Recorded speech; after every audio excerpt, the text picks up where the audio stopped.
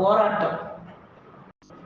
அந்த போராட்டத்தை என்ன செய்ய எல்லாத்துலயும் துணிஞ்சு நில்லு. போராட்டம் வந்துருச்சா துணிஞ்சு நில்லு. அந்த போராட்டத்துல இருந்து உனக்கு என்ன செய்யும், ஒரு தீர்வு கிடைக்கும் அப்படிங்கிறாங்க. நேரம் கருதி நான் வேகமா சொல்லிடுறேன். அடுத்தது வாழ்க்கை ஒரு கடமை.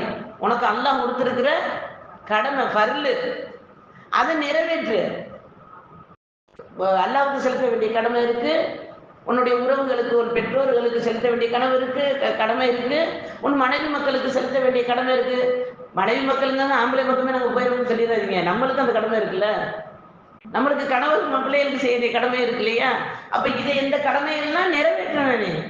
நிறைவேற்றினாதான் அல்லாஹ்வுடைய இடத்துல நீ சிறந்த அடியானாக மாற முடியுங்கிறாங்க. அடுத்து சொல்றாங்க, உலகம் ஒரு விளையாட்டுப்பா. உலகத்துல உலகம்ங்கிற ஒரு பெரிய மைதானம், அதுல விளையாட்டு தான் நடக்கும். எந்த ஒரு இப்ப ஒண்ணும் எனக்கு கிரிக்கெட் நடக்குதுன்னு பாருங்களேன், 11 பேர் தான் விளையாடுவாங்க. பாக்குறவங்க வேலை வெட்டியெல்லாம் போட்டுட்டு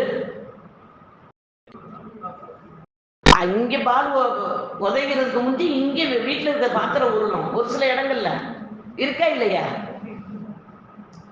இது உலகம் ஒரு விளையாட்டு மைதானம் தானே.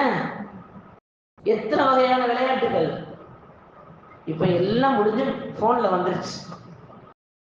அல்லாஹ் நம்ம அனைவரையும் பாதுகாப்பானாக. அடுத்து